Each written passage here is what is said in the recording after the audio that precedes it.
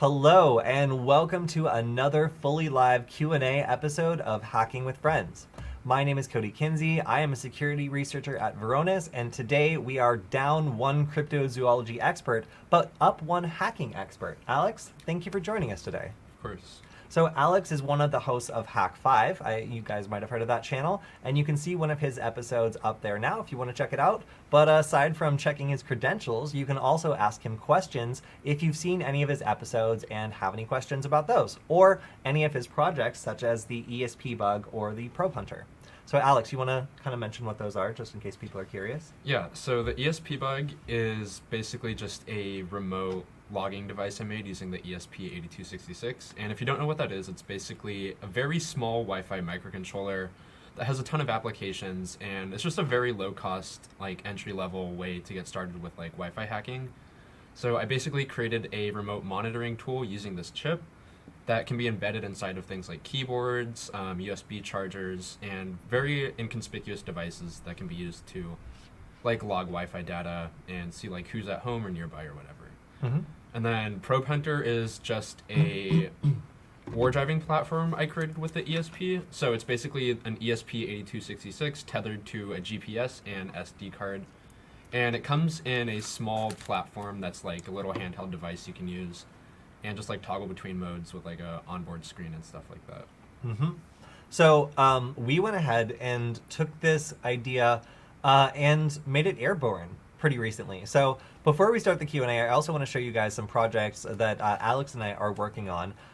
We are currently working on a series of custom PCBs which are going to be ready hopefully in the near future, but aren't quite ready yet. But what we just tested today, my Twitter changed. There we go. All right. So we switch over to my screen. Is this. So this is a DJI like Mini 2, I think, and it is holding all the equipment necessary to do warflying. So this is actually using Alex Lin's code, and we have a LiPo battery adapter here. So it's using a LiPo battery we forced out of another case. So we salvaged this battery. It's also huge. We are using a GPS unit, and we are also using an SD card data logger module, and then just a D1 Mini. And this particular D1 Mini is also a D1 Mini Pro, so it has it has the ability for us to add an additional antenna as well if we really wanted to add like a big antenna to this, and maybe make the battery a little bit smaller and the antenna a lot bigger. So this current design can fly, and it's pretty cool to see that you can just slap together a couple commercially available, really cheap shields for the D1 Mini. So in this, we're using a stack with, again, the LiPo battery shield, a data logger SD card shield, and then the D1 Mini plugged into a GPS. So if you're interested in how you can go warflying with a setup like this, I think we're going to do a video on it pretty soon. But it was really fun to make, and yeah, if you have any questions about what it was like to make this, or what it takes to do this, or what this is capable of doing, please let us know, because we're currently working on this. Okay, away from my screen. All right, I also want to give a shout out to everybody in the chat. It's good to see Victor, our good friend Communist Demon, Darkion, and then of course my good friend It's good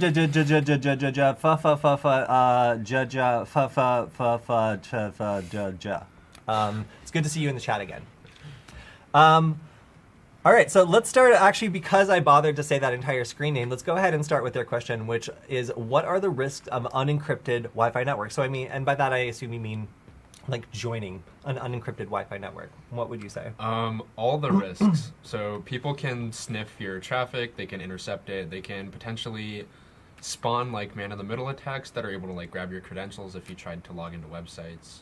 There's a lot of dangers to using unencrypted Wi-Fi.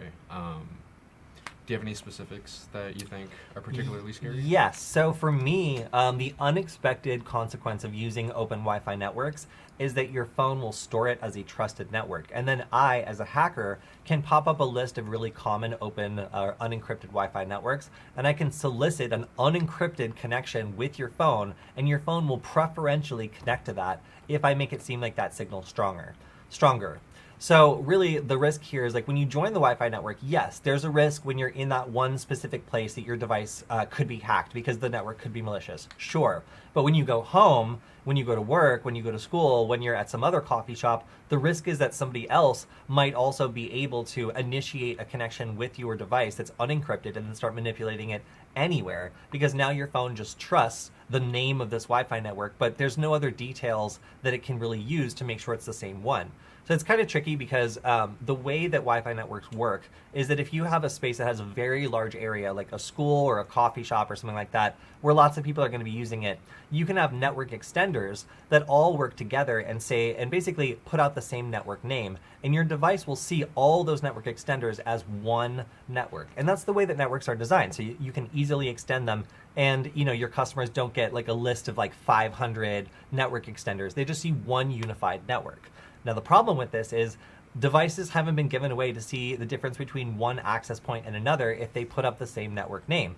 And that's by design. It's to enable the sort of network extension that phones behave this way. So for an attacker, it's very easy to put up a fake network and then like have a nearby device that is connected to it before just automatically connect to it and then be able to manipulate the connection. So that's kind of the risk for me, is you're not only connecting to that network the one time, you're taking it with you everywhere unless you go and specifically disable that feature. Oh, and also it's good to see Zam. We have a few questions. Also Victor, sorry. We have a few questions about our drone. Yes. Some suggesting zip ties, smaller wires, removing the shell. Oh yeah. So we've had suggestions all the way from helpful, like make a PCB so it's very small and compact, to ridiculous, like you should tap into the drone's power system and GPS and just use those instead of having an external supply.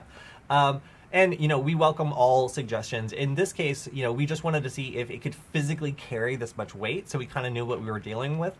In this case, it turns out the DJI Mini 2 has a payload mode, which allows you to fly it when you have certain accessories on it. Like they sell like pontoons, they sell like propeller guards. Really, the pontoons are what I think are cool, but also they sell like spotlights, which are really cool, which can hang underneath. It's just a really powerful like LED spotlight that you can like hang over a subject. So if you were filming a movie and you needed like a UFO to abduct them in the night or something, you could just use a drone. Like, it's kind of cool, admittedly.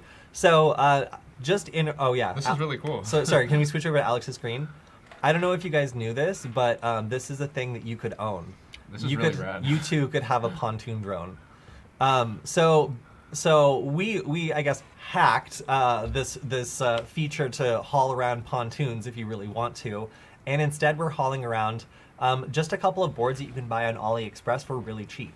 So I had these boards lying around as part of just other projects, and Alex has used them extensively in the Probe Hunter project. So this was a really cool way that we could basically tie together everything you need to do some, I guess, electronic reconnaissance during a drone flight and pull it together into what anybody would need to do something similar. So this is a very small drone. I feel like if you can do this on this drone, you can do it on most drones that would be a little bit more expensive, because this is kind of at the lower end of the range. Yeah. Differences between Python and Micropython. Oh yeah, that's a really good question. So Micropython's smaller. Yeah. Sorry, Michael really liked that one. So Micropython is that's such a good question. So if you're familiar with Python, you might be a little bit discouraged that you can't do projects like Arduino as easily, because it's much more based on C++. I mean, it is C++ basically. So it means you have to have kind of a lower level knowledge of computer science in order to be effective. There's a lot more things that need to be declared, and it yells at you for lots of different reasons. Now, Python gives a much gentler experience in general. So if you've learned Python, you might feel like you're getting your hand slapped a lot as you learn Arduino. And that's where Micropython is a great alternative for people who want to get into doing microcontroller stuff, but they don't really have, they haven't gone through the pain of learning C++. MicroPython will run on most microcontrollers, like this D1 Mini, for example, which is ESP8266 based. And you can just plug this into a bunch of NeoPixels or LEDs or sensors and immediately get started coding in Python. And this is pretty well documented, but there's kind of like a split. And this is where things get kind of complicated. So, Alex, you know the difference between CircuitPython and MicroPython? No, I don't. But I'm assuming Most people one don't. is like lower level or something. Nope. They're both based on so Micropython is like an open source project done by a bunch of people that is pretty well documented, but at the same time, like there's kind of a cliff that it drops off of where like it seems like they kind of either stop documenting at a certain point or the documentation's not as recent. I find that stuff generally is really well documented in Micropython, and it just works. Like the code examples are super short and focused. I love the way that Micropython's documented, although it seems like at a certain point it's not being as actively maintained as CircuitPython. Now, CircuitPython is an Adafruit project, so it is like they're heavily invested in it. They update it all their time, and I do not mean to say anything bad about Adafruit. I love them. I, in fact, would love to work with them, if anyone knows Adafruit. But I will say that their CircuitPython documentation compared to MicroPython is torture. It just has code examples that are like, oh, you want to learn how to use a button. Okay, like here's 32 pages of code for how to make like this elaborate like magic 8-ball that happens to include a button and 36 other things. Like it's so much stuff. Like all I need is like one super simple like example of how to use this, and then I can kind of figure it out from there. But they always like embed that example in some huge like code. So that is so like just to say like CircuitPython is more up to date. It's more friendly, I guess, if you want something that is going to be actively maintained where you can ask the developer if there's a problem and get it fixed. CircuitPython might not be as actively updated or maintained, but it has, in my opinion, sometimes better documentation if you just need a quick, short example. Both of them are limited subsets of the Python language that are implemented on the microcontroller that do not allow you to do anything that you basically don't bring in. So there's a couple, well, not a couple, there's some built-in libraries that allow you to do Python stuff that you'll be familiar with. But if you want to do anything else, then you'll need to figure out how to import a library and then literally like load it and compile it onto the microcontroller. Sort of. There are some projects that actually allow you to connect like a Wi-Fi enabled microcontroller to a Wi-Fi network and then use the internet connection to download. It's called UPIP, which is really cool. You can download libraries the way that you would using pip in a normal Python installation. So some other cool features of MicroPython is that you can use the Wi-Fi connection here to make a web REPL. So you can create an access point on this little microcontroller, join it from your phone or computer, and then get a little terminal where you can run Python commands over Wi-Fi, which is really, really cool. So there's a lot. If you haven't checked out MicroPython or CircuitPython, I absolutely recommend you check it out. I hope you don't think I'm talking smack about CircuitPython. I wanted to at least mention it as an alternative for anybody who's curious about it, because as I said, it is more actively updated and maintained, and there's lots of stuff that runs great with it. I just think that the code examples could be more clear. Either way, both are really, really cool forks of Python. But again, like you're going to need to learn how to load libraries onto the microcontroller in order to use them, because it does not come pre-installed with much. It can't. These are really, really small microcontrollers. And this one has like 4 megabytes of space, which is considered like super roomy. But most do not have that much space. So you really need to be conservative with what you're bringing onto the microcontroller, and that's the biggest difference with Python. Python doesn't really care about space or efficiency usually unless you tell it to. In this case, that really matters on a microcontroller with limited space. And that's it. That's what I would say is like microcontrollers will always be running a smaller, much more compact subset of Python instructions. But if you're familiar with Python, it's just so cool to be able to like flip on an LED and flip it off in just a line or two. My personal opinion is I really like MicroPython, but I've learned how to use CircuitPython. It is an acquired taste, but it definitely works. I just find that the learning curve's a little harder sometimes. But I've probably started a fight in the comments. I haven't looked for a second. We have a question. How high up could you get to both control your microcontroller and attack a network with and without an external antenna? So we can actually automate it. So I would say at pretty much any height that we're capable of flying the drone up to, since we're going to be automating any attacks that we in theory would do, but of course definitely not in practice because that would be illegal. Well, with I'd also- and without an external. Yeah, I would also point out, like, we could do most of this stuff with a Yogi antenna and a sufficient vantage point, because Wi-Fi is very much line of sight, and we proved in one of our earliest SecurityFWD videos. If you haven't seen it, you should check out the "How far can Wi-Fi really go?" We went up to like the Hollywood sign in Los Angeles and just pointed like I think we used a Yogi antenna around in a circle, and we used wiggle.net to figure out the location of the Wi-Fi networks we were seeing. And we were able to see between 5 and 7 miles. So like, you know, like clearly with a Yogi antenna or directional antenna from the ground, if I have a good vantage point, I can do basically the same thing. But if I have an area that's very isolated or that otherwise I don't have a good vantage point, then flying this drone, you know, basically above and then establishing line of sight in both directions would really be what we were looking for. You know, so even if something was on the very top floor of a building, if I just parked a car, you know, with like an angled antenna, like up, like in the trunk or something, provided it was a big enough antenna and had enough gain, I would still probably be able to mess with the wireless networks on the top floor. So don't think that you need a drone to do this. It's just really cool. And the other thing I would say is an advantage with this is speed. If I wanted to very quickly do like a vertical survey and then a horizontal survey of an area, I could use the drone to go up the side of a building, down the side of the building, and around, and use a very limited antenna to be more sensitive when mapping the signal strength to the GPS coordinates. So because I'm sitting here and I'm recording the GPS signal, I'm recording the signal strength of any nearby wireless networks and other details as I move, I would be able to create a map of which floor basically each wireless network was on by keeping the signal strength relatively limited, but piloting the drone relatively close to the signal and then recording the GPS coordinates as I go. So in some cases, it's better to have a limited signal strength because it gives you more sensitivity versus the GPS coordinates to where something actually is. So if you're looking to do like more precise GPS mapping, then sometimes like not having like a really powerful like antenna can mean that you're filtering out a lot of noise and you don't need to do as much post-processing. That being said, we are going to stick an omnidirectional antenna on the drone in an orientation to give it a really good resolution on the ground below it. And we just want to do that to be able to see as much as possible in a single flight and also go a little bit higher. So we'll keep you guys updated with that because I think it's going to be a really interesting project. Alex and I partnered before on the creep detector, which basically is able to use a similar technique to determine if someone's following you. So we might even be able to implement something similar and try like a drone that like flies above you and tells you if like anybody's tailing you or something like that, which would be kind of cool. Cool. How do you decide on projects? I have a no, I can't say the actual word. I have a no terrible project policy where like if somebody proposes a project, I go through a quick checklist to make sure that like it's actually feasible.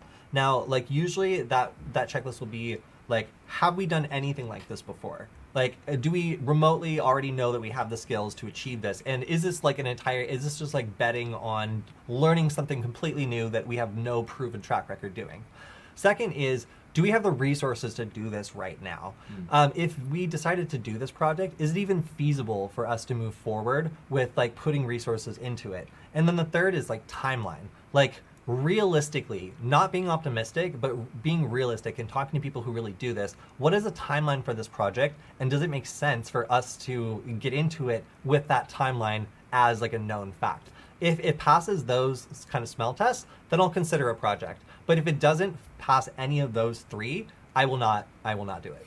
I'm a little less pragmatic and logical with my projects. I sort of just like pull ideas out and I'll just create loose ideas related to that project until one of them sounds feasible to me, and I'll attempt to take a whack at it.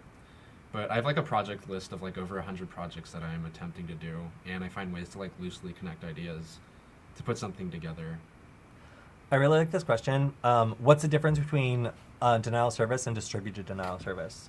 I mean, in that context, it sort of explains itself. So, like, be graceful, Alex. Denial of service. So it's basically where you kick someone off of some sort of service. So that can be, for example, denying them service to create requests to a server, for example, if you want to like shut it down or something. Distributed denial of service is when you use like multiple nodes or like devices in order to attack something. So for instance, you can just like overwhelm a server by using multiple computers, and just basically distribute an attack. It helps just like offset some of the weight. Yeah, so if I was going to make an example, I would say a denial of service attack would be like me attacking your website with like an AWS server that I've rented. A distributed denial of service would be me attacking your website with the Mirai botnet. So like if a bunch of like thermostats were like all sending requests to your website at the same time, like all over the world, that's a distributed denial of service attack. And it's much harder to do something about that because you can't just block a single IP address or a range of IP addresses or something. Also, yeah, it's great to see our good friend Firesnake and everybody else in the chat that's a regular. It's we really enjoy doing these Q&As, so it's good to see everyone in the chat. All right, we got another question. One question was about using a Yogi antenna. So for pretty much get another question ready while I answer this. Okay, good. So Yogi antennas for me are a really important piece of equipment because it allows you to laser focus in on a particular area and get an incredible range if you're doing a wireless pen test. So lots of times businesses that are isolated geographically, either by a tall building or just because they're at the end of a long driveway, won't bother to set any security because they think that their perimeter is secure and they don't know that wireless signals can actually propagate to basically line of sight, especially if you don't turn down the power on your wireless device. Like most routers allow you to turn down the power on the signal if you want to, but they arrive maxed out so that they don't get any complaints. And that makes it really easy for anybody with a directional antenna like a Yogi antenna to establish a connection from really far away. We were using I think we were using a simple Wi-Fi.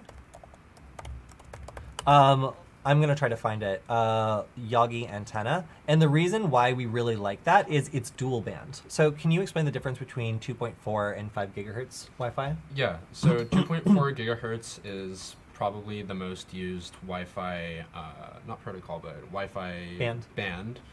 And 5 gigahertz is starting to become a little more prevalent. It offers a little more bandwidth since it's on a different frequency than 2.4 gigahertz. I think 2.4 gigahertz is better for like shorter range, and 5 gigahertz is able to like penetrate through walls and stuff because of the frequency. But basically, they're just two different bands of Wi-Fi that help offset a little bit of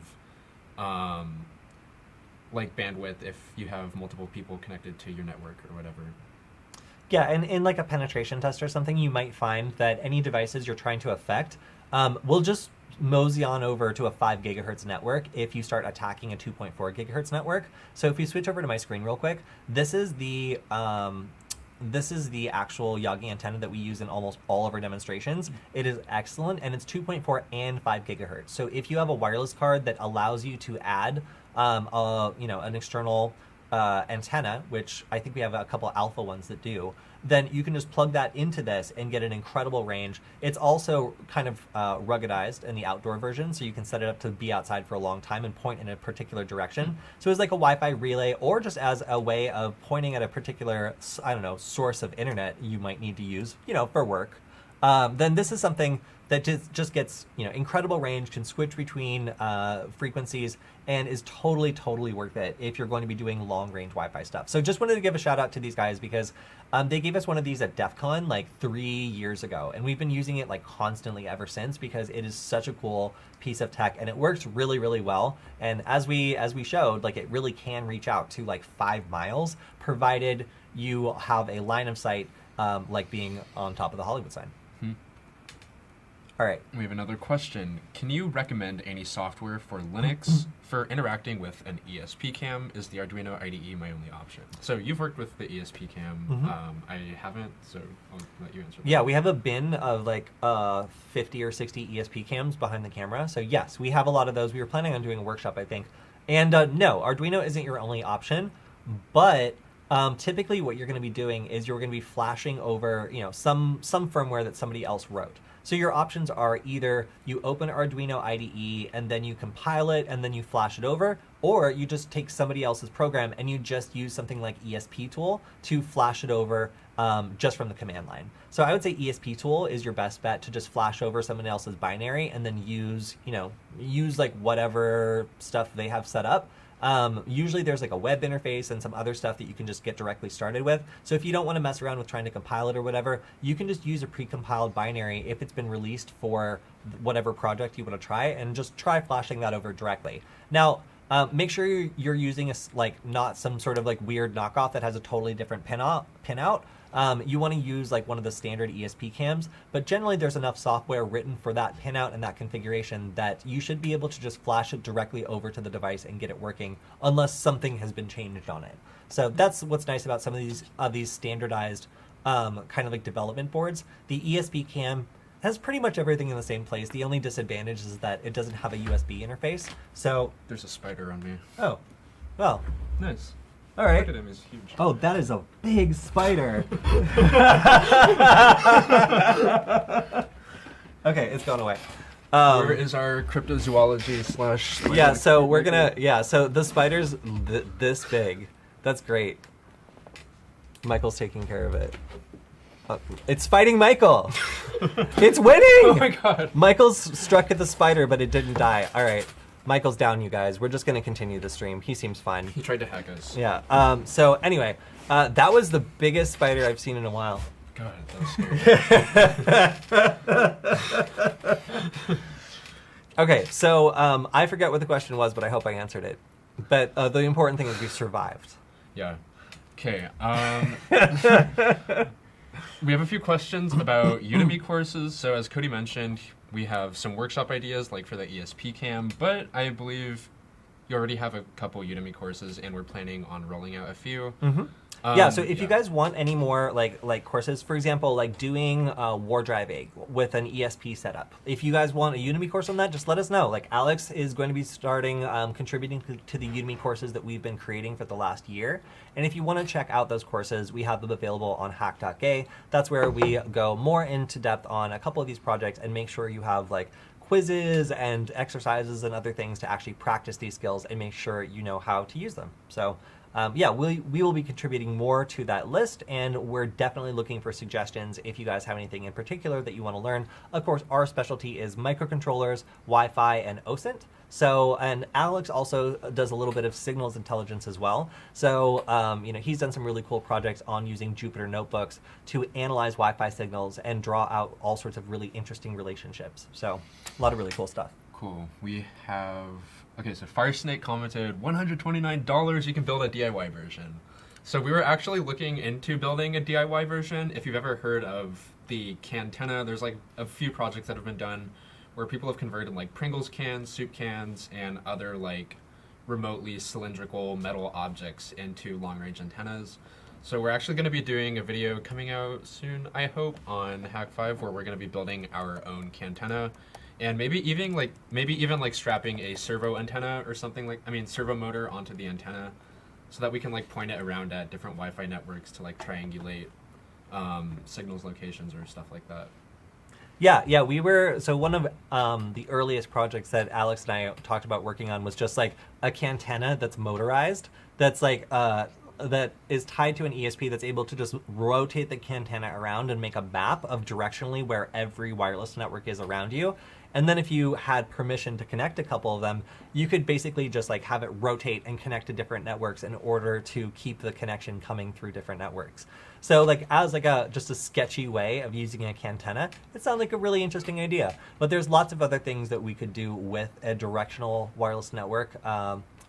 A directional antenna for a wireless network adapter. Some of those being things like the Probe Hunter, where if you have a directional signal, you can just locate where something is by walking around and finding the strongest signal strength.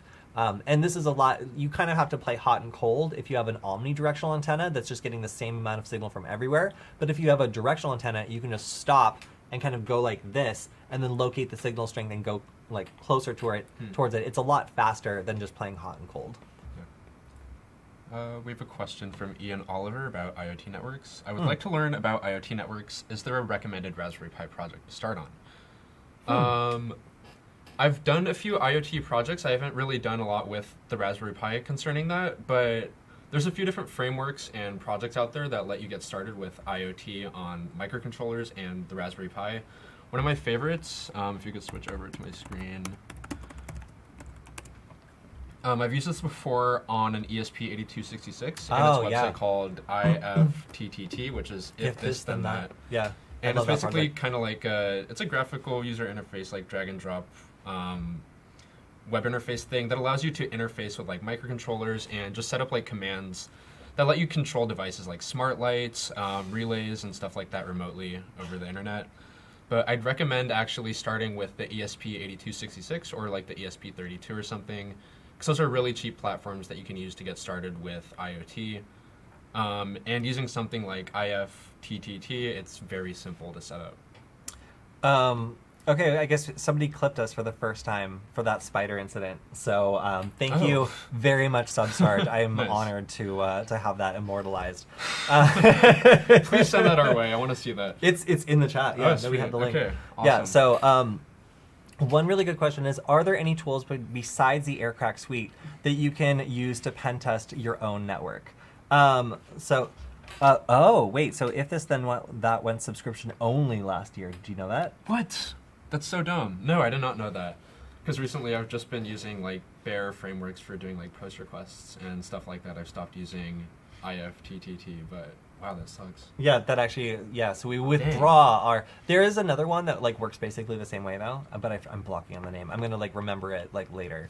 But all right, so this question, is there any tools besides Aircrack Ng that you can use to pen test your network? Yes. So I really like BetterCap.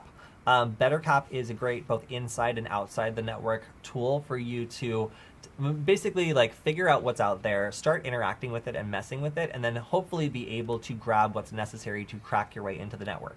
Now, it doesn't do like Wi-Fi phishing, which there are some projects that do.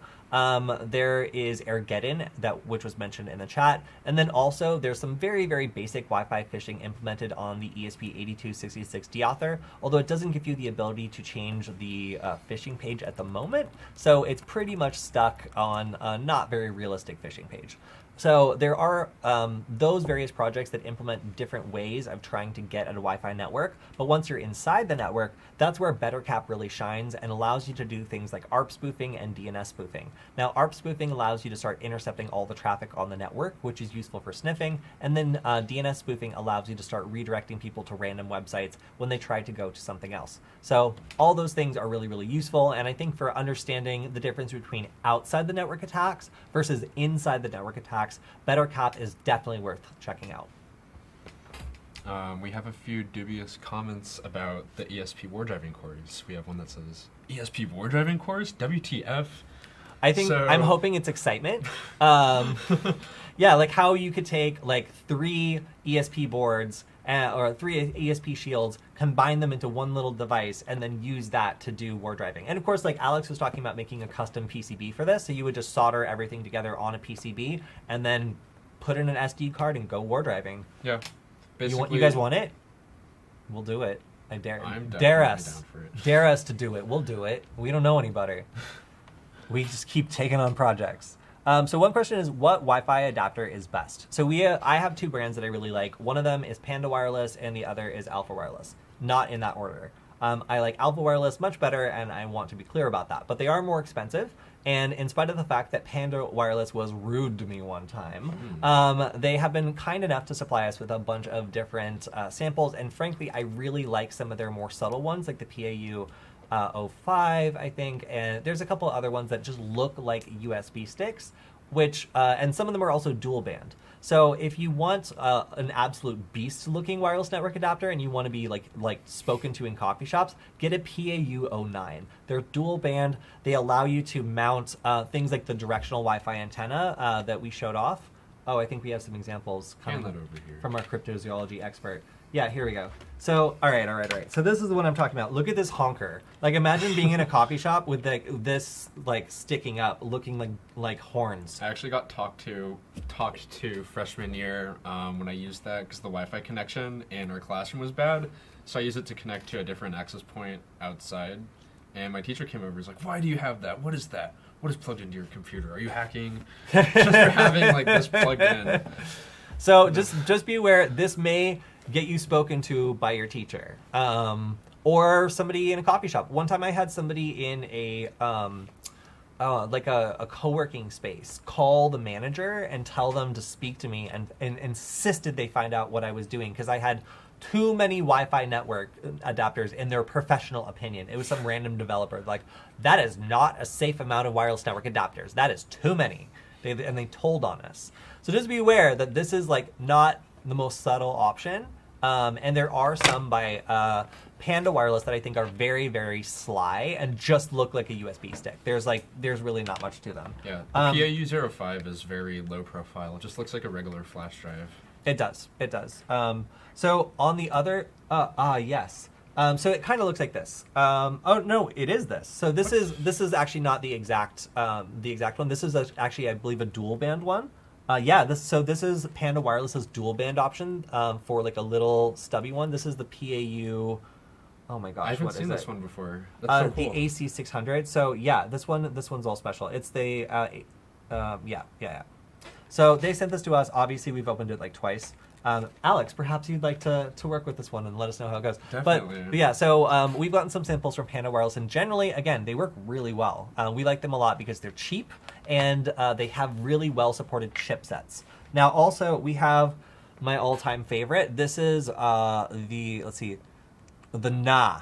They don't have very recognizable product names. So when we first started doing this, our product manager David took to calling these various models the NE and the NA, and this is the NA, the NHA, because it's like, to be precise, this is the AWU S036 NHA, but I don't remember how to say that, so this is the NA, and frankly, like this has the ability to add an external wireless antenna, so you can decide to make it omnidirectional, you can make it directional, whatever you want to do. It is confined to 2.4 gigahertz, so this is aging a bit, which makes me very sad. No, this should work.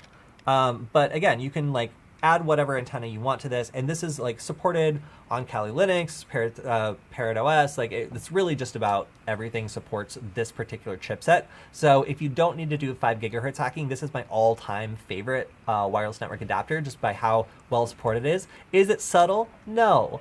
Does it look like it's its own separate device? Yes. Like, is it huge? Yes. But does it work really well? Yes, also.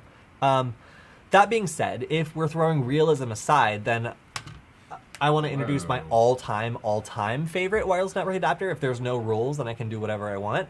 They sent us this. This is not a stick for crowd control. This is actually the Tube U. This is designed for getting a Wi-Fi connection on like a boat or like a very tall building.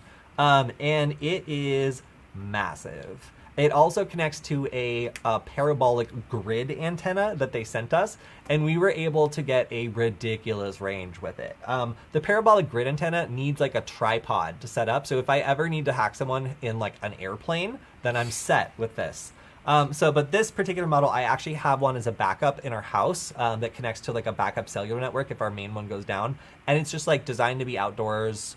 It's designed to resist like seawater, just like this is like the most ruggedized, and it's also extremely well supported by Kali Linux. So like if you need to maybe like defend yourself, both from wireless threats and maybe from physical threats, then this is definitely my recommendation, the Tube U. I have to say, whoever at Alpha Wireless sent this to me is like one of my favorite people, because this thing is great. Could definitely hurt someone with that. Yeah, no, it's I mean, again, this is like industrial quality. It's meant for like boats, Spider defense. Yes, this could have taken care of that spider very well. So excellent wireless network adapter and excellent form factor, I have to say. Yeah, this is super cool. So little retrospect on wireless network adapters, but generally, like, there's a lot of them out there, and the most important thing is making sure that the chipset is supported by whatever you're working with. So if you're on Kali Linux, if you're on Parrot Security OS, if you're on Manjaro, my personal favorite. Did I tell you that I run Arch? No. Oh, weird. Yeah, you just had to tell me that, didn't you? Yeah, no, okay. I just thought I should mention. Thank you. But if you're running any of these, then it's important to know which drivers are supported, because those will tell you which chipsets will work with it. So a lot of the time there'll be like a product, like, I don't know, just some product name, and then there'll be a V2, and it has a totally different chipset, and it no longer works. So really the magic of getting like one of these things working is just working, one, with a brand that's consistent. So we recommend both Panda and Alpha. They have really good products. And two, if you're going to get some no-name brand, then just make sure that the chipset is the same as one that is supported by whatever tools that you're using. Yes, Victor, Spider Defense. Yeah. That's definitely a good application for this. All right, so we have a question. Is it good to solve hack challenges by using guides? I would say so. That's how I started out learning both programming, hacking, and stuff like that. Guides are definitely helpful. They help you just like walk through whatever it is you're trying to learn. Cody writes a ton of guides. I've personally followed a few of them, and that's just how I got started learning. So guides are a really great place to start. Yeah, if you get stumped on something, I mean, I think the first step of being good at anything is accepting that you're going to be bad at it at first. So like if you have no idea like what the first step of one of these challenges is, watch a guide on how to do it and then do it yourself. That's the important thing. If you just watch the guide and you're like, all right, got it, but you can't actually replicate the steps, you can't solve it yourself, then you haven't really learned. But there's no shame in having someone help you along on your first steps. You can't expect to be an expert at everything, and it takes time to kind of deepen your interest in a subject and become more proficient at it. So absolutely use guides, especially if you can find a good teacher. I find that really helps. One question is, how long does it take to be good at Wi-Fi hacking? That's a hard question to answer. I don't know what good qualifies as. I wouldn't consider myself good at Wi-Fi hacking, although I do have like a general understanding of the purview of how Wi-Fi hacking works. So I understand a lot of the theory, and I would say maybe with like a month or two, you can learn to understand the basics of Wi-Fi based attacks. There's a lot of intricacies to it and Wi-Fi hacking tools, and I don't think you can learn like possibly all of them. There's too many. But you could learn like the basics to get started with Wi-Fi hacking. I don't know really how long that would take you. What do you think? For me, I would say that if you want to be good at Wi-Fi hacking and you were in community college or college and you were able to take some networking certification classes and you had a good teacher, you could learn to be pretty good at Wi-Fi hacking in about a year, frankly. Like if you were focused on networking classes, because my biggest holdback is that in order to be good at Wi-Fi hacking, you have to understand networking. You need to understand how packets work. You need to understand the normal functions of things like ARP and DNS and like all these other things that you're going to be messing with as a Wi-Fi hacker. So if you don't understand what a four-way handshake is, or you don't understand like what beacon frames are, like you're just not going to be able to like really do very much without a tool doing it for you. And if anything goes wrong, you're going to be totally confused.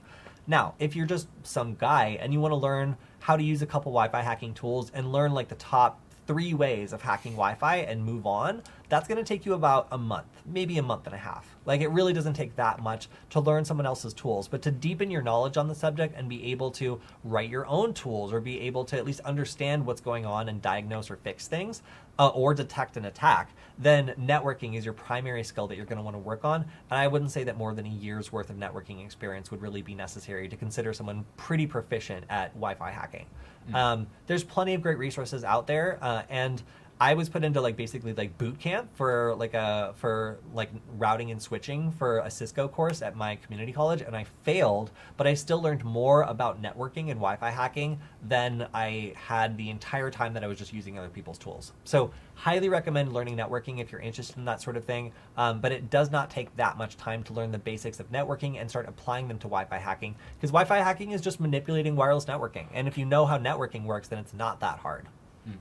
We have a related question actually from one of our YouTube comments. So it says, are people who use the applications that come with Kali and can't code themselves script kiddies? No, they can just be pen testers, frankly. Yeah, like, honestly. Sorry, go on. I lost my line of thought, but oh. yeah. Honestly, yeah. If you understand like the concepts and you're pretty proficient with learning how to use the tools, then, I mean, there's like a ton of frameworks and utilities already written out there, so you don't necessarily need to know how to code your own, although I will say it's very important if you want to reverse engineer software. It gives you a better understanding of things that you're trying to exploit or attack if you know how to code. And of course, there's modifications you might want to make to certain programs, so coding will come in very useful for that. Yeah, so depending on what your job is also, if you're a pen tester and you are you're going to be, in most cases, somewhat of a generalist. No one person is going to have a complete knowledge of how every system works. And that means no one person is going to be able to identify the easiest way to break into a company. So that's why we have teams of people who are a mix of specialists and generalists who both understand generally how technology works and then also dive into a particular specialty. So it's really, really important for anybody who's getting into this sort of stuff to be able to know how to use a variety of different tools like Metasploit and other things that would be in Kali Linux to let them move through the stages of an engagement. But I would say if you are a person that understands the technology in general, if you are someone who understands the stages of a pen test or the stages of an engagement and can use even half of the tools in Kali Linux, then I think that you're doing just fine, frankly, because like you can do more damage with a good knowledge of how technology works and the right way to use tools that other people have used,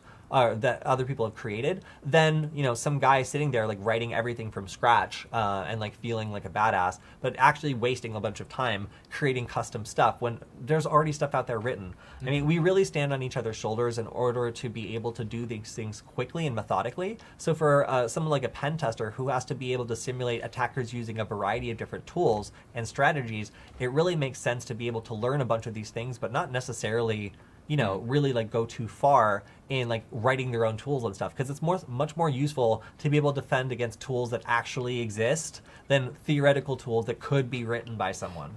Right. Using scripts though to automate like some of these tools and like stringing them together. So if you have like a set of attacks you want to run and you want to just like pass data between them, I find that writing my own scripts for that is pretty helpful sometimes. So I would say it does help with the part of the automation. We have a few questions about, looks like CCNA. I would recommend like learning, I tried to learn the material for it. I've never taken the CCNA, but it has helped me with a lot of the networking stuff that I do understand. I've taken a few CCNA and CompTIA preparation courses, and I would highly recommend those. They're very useful for learning the basics of like networking and the intricacies of how like wireless networks and things like that work. Yeah, so we have a question. Do you guys use laptops with beefy GPUs when trying to brute force WPA2? And is there any other way other than brute forcing when trying to crack a WPA2? So great question. Google Collab. Right. So we're going to say right off the bat that doing so would violate the terms of service and probably ban your account. So if you have anything important on that Google account, you should never do what Alex just said to do. However, I'm not discounting that that is in fact possible. Now let's talk about it on a slightly higher level. If you have something like a Raspberry Pi that's out there grabbing handshakes or trying to break into a Wi-Fi network, you basically have two choices. Well, I guess three choices. One is you can try to phish them. You can just try to make them seem like the network is offline and doing something funky, and for whatever reason they need to put in the network password in order to proceed. Now that's actually not that hard, so I would actually recommend doing that before getting all technical, because that's a pretty good strategy and it's worked plenty of times. Now if you don't want to do phishing, then you can go ahead and try to capture the hash and crack it on the Raspberry Pi. But unfortunately, that would take a very long time because the Raspberry Pi is just going to get hot and take multiple days just to get through a relatively small password list. Instead, you could go ahead and upload it to an AWS instance, which you can run for about like $10 on an absolutely massive setup with GPUs that are designed for all sorts of like heavy stuff, and be able to crack passwords in a minuscule amount of time. That's another option. Now there's other distributed options as well. You can either use, you could use something like Google Colab. Right, I dropped a video. Which you can check out this video here on how you can use Google Colab to practice hash cracking. Again, review the terms of service while doing so. Only for practicing. Yep. Too. And there's another project, which I will not name, but you could probably Google, which is a distributed WPA2 hash cracker, where tons of computers all working together, running a Python script in the background, are all working to mass crack newly submitted hashes. So this is like a scientific project that's designed to like kind of take a look at a sample of hashes that are out there and analyze how easy they are to crack based on common known password lists. But it has the side effect of also just being able to crack basically anything that is contained in an easy password list within a minute or so, because all these computers are running distributed and donating their processing power. So there's lots of different ways to solve the problem of cracking a Wi-Fi handshake, and you don't always need to do it on the device you capture the handshake on. In fact, it's often much better to offload that to another device. Really good question, though. Got anything else? Taking a look at... Oh, yeah. Oop, that one has a curse word. We can't read that one. Yes, this is true.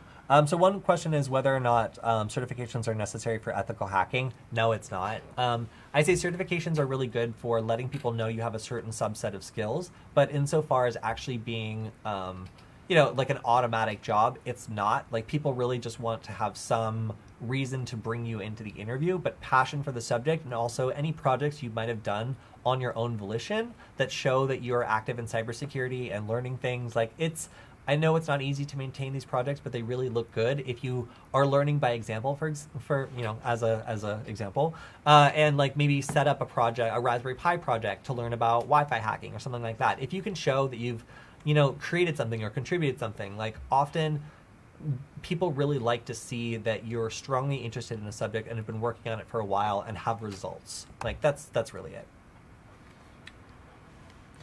We have a question that's a little specific to one of your videos. All right, let's do it. Can you change your password and stop this? Okay, so this question was related to how hackers capture Wi-Fi passwords from smartphones.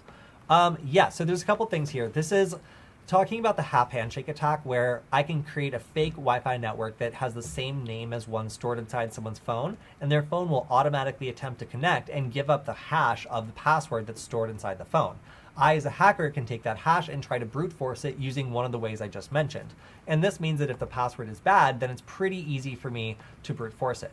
Now, if the password is not bad, if it's strong, unique, and hasn't been used anywhere else, then you're in good shape. So if you're using a really long or strong Wi-Fi password at home, then that's totally fine. The other thing here is, like, if you were to connect to my fake Wi-Fi network and just put in a gibberish password, I would not know that as an attacker, because I can't, in most cases of this attack, I would not be close enough to your home network to check the password that you'd given me to see if it was actually valid after I cracked it. So there's a couple of vulnerabilities with this attack where, the attacker doesn't know if the correct password has actually been submitted or if the right password is actually stored in the phone. They have no verification of that. So that's one problem with the attack. And another is, yes, if you went through and you either changed the password to something else or you just deleted the network from your phone, then this attack would no longer work. Is Victor Garcia lending us his Jetson Nano cluster? I think he's asking if we want to borrow it. If so, absolutely. We would have a lot of use for it. Yes, get in touch with Zam in LA, and perhaps we can make use of that. That actually sounds super cool. Yeah, I worked with a Jetson Nano like exactly once, and then it broke because I dropped the module, and it has like that really flimsy, weird connector that's just like screwed on for, I think it's like the GPU or something. It's been like a year, but I didn't really like it. That's great. That's great. All right. Do we have any more questions from the channel? Let me see. What extension do you use at 3935 and hackers react to more hacking scenes from Mr. Robot? Cool. Okay. So one extension that I use is Nimbus. I'm going to see if I have it on this, but if not, screen capture. So this is something I got from an OSINT course a while ago. And if we switch over to my screen, I have the same one installed. Heck yeah. So Nimbus capture is used by investigators very often if they want to capture the entire contents of a page. So let's say that, like, I uncover, a cult. And I'm on this cult's Facebook page, like, digging around reading, and I'm increasingly horrified by all the crazy things that they're saying. Well, if I wanted to document all of that, totally in theory and not in reality, then I could just go ahead and use Nimbus capture to automatically scroll down the page and take screenshots as it goes. So for anything that allows you to infinitely scroll, this means that in most cases you'll end up with a pretty good representation of the entire timeline. Now you can, and it'll export this as a PDF, and that can be used as evidence if they were to change this or take their stuff down or whatever else. So again, mostly used by investigators or OSINT people who are using this to preserve a record of something that allows you to do like an infinite scroll. Really cool. I've actually been having issues with it. So as I praise it, like, I actually was only able to get like half of a timeline that I was trying to get fairly recently. So there are some issues with it, but it's still a lot better than like trying to just like individually screenshot like 39 pages and then compile them into something. You could manually do that, but this will go ahead and export a PDF of like multiple pages of a website. So it's a really good way to preserve anything that you want to make sure might get changed in the future or otherwise might get taken down. I really like that extension, so I'm glad that someone asked about it. I did use Nimbus for a while, and I was having a problem with like the images stitching, so I did switch over to this extension called Fireshot, which seems to be working just as well. And I don't think it has as many like features as Nimbus does, but it's just a very simple capturing software. So you can select between like capture entire page or capture only the visible selection or just select a part of the page as like a screenshot. But I find it very easy to use for screen capturing. So we have another question from how hackers capture Wi-Fi passwords from smartphones. I guess that was a popular video.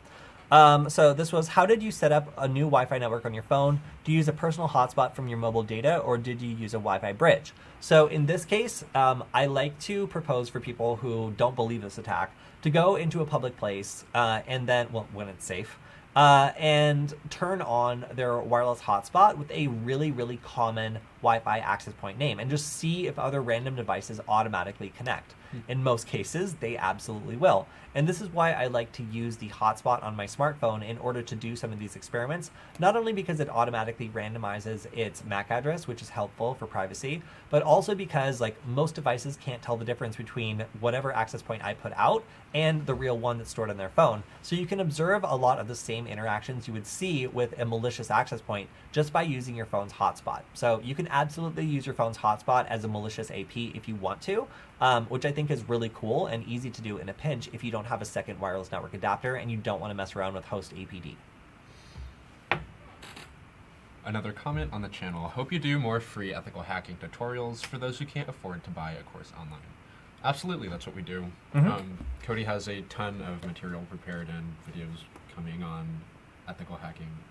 Yep, mostly they're going to be on Hack5. So if you guys want to see some more great videos, check out Hack5 because our Redia company is going to be producing more of them. Alex has come on and is making a bunch of them on prototyping. So if you've ever wanted to make your own PCB, then he's going to be having a great series on that. And I'm going to be doing some more Wi-Fi hacking stuff coming up really soon as well. So yeah, if you want to see more free, fresh content, then check it out both here and on Hack5.